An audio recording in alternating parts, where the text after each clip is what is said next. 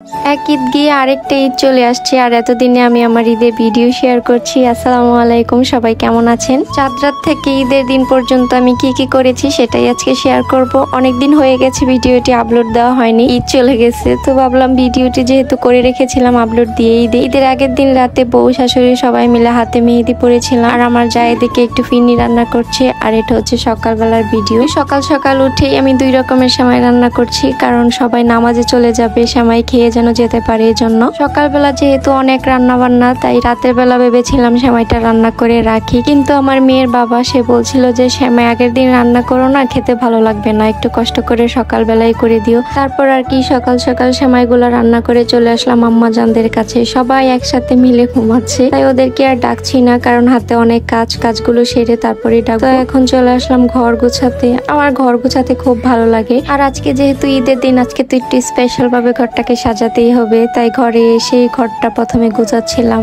আয়নাগুলো পরিষ্কার করছিলাম। একটু পরেই তো সেজেগুজে করে আয়নার সামনে এসে দাঁড়াবো। আর নিজের হাতে বানানো জিনিসপত্র দিয়ে ঘর সাজাতে অন্যরকম একটা ভালো লাগা কাজ করে। এই পাপোশ, তারপর টেবিল ক্লথ, এই দুইটাই আমি নিজের হাতে কাজ করে বানিয়েছি। একটু তাড়াহুড়োই করছিলাম, কারণ আবার রান্না বান্না বাকি আছে। আর আমার ঘর গুছিয়ে রাখতে আমার খুব ভালো লাগে, কিন্তু সেটাই আমি পারি না, কারণ আমার 2 সন্তান আছে। আর তার চাইতে বড় কথা হচ্ছে, আমার সন্তানের থেকেও শাশুড়ি সন্তান ঘর বেশি অগোছালো করে। নিজের সন্তানকে তো বলা যায়, কিন্তু তাকে তো বলাও যাবে না। যাই হোক, কিছু করার নেই, চেষ্টা করি যতটা সম্ভব ঘরটা গুছিয়ে রাখার জন্য। তো এই তো আমার ঘর গোছানো শেষ, এখন আমি চলে যাব রান্নার কাজে। ঘর গোছানোর পর নিজেই বারবার দেখছিলাম, একটু পরেই তো তারা ঘুম থেকে উঠলে সবকিছু আবার এলোমেলো করে ফেলবে। চলে আসলাম রান্না করে। প্রথমে রান্না করে এসেই পোলাওটা বসিয়ে দিলাম। পোলাও রান্না করার সময় যদি অনেকগুলো পোলাও হয়, তাহলে আমি আগে মশলাটা কষিয়ে তারপর পানির মধ্যে দিয়ে এভাবে করলে খুব সহজ হয়ে যায়। আর হ্যাঁ, গরুর মাংস রান্না করার সময় একটু পেঁপে, মিষ্টি কুমড়া বা একটু লেবুর রস দিলে মাংস খুব সুন্দর নরম হয়, সিদ্ধ হয়।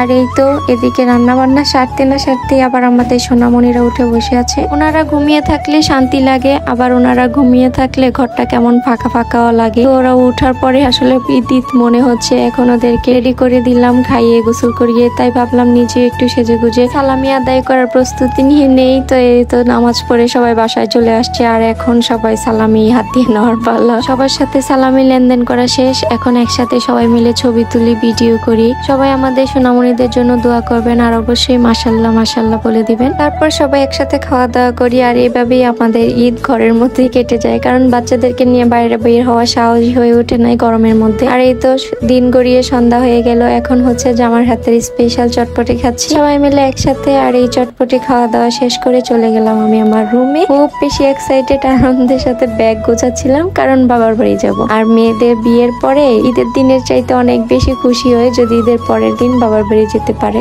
তো আমি অনেক খুশি, কারণ আমি ঈদের পরের দিন বাবার বাড়ি চলে যাচ্ছি। আর আশা করছি ভিডিওটি আপনাদের কাছে ভালো লেগেছে। সবাই ভালো থাকবেন, সুস্থ থাকবেন। আসসালামু আলাইকুম।